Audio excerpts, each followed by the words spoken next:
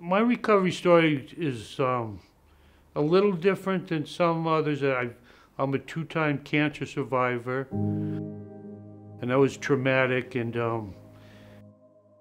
being an addict, I got hooked on pain medications, and it kind of like altered the course of where I was going in life. And as far as it just let me down like dark roads.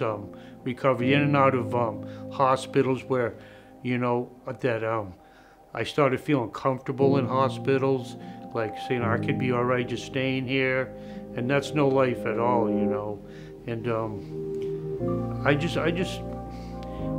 feel that being in a dark place like that, it's a scary place to be, and I just don't wish that on anybody,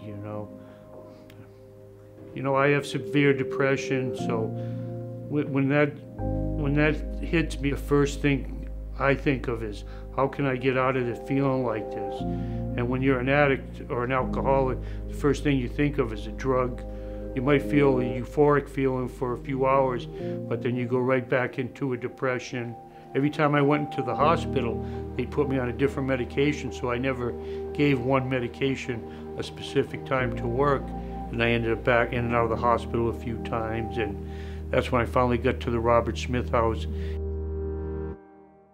And living at the Robert Smith House for addiction, I am in dual recovery, which is a substance abuse with a mental illness. I'm not going to say it's that I don't get depressed sometimes, but it's nothing like I was a year ago. A year ago, me and you wouldn't even be having this conversation.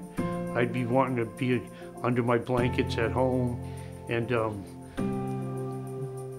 CCBC's help brought me out of this shell where I started, slowly taking these small steps to go to a group here and there. Then I started really wanting to get involved in my recovery.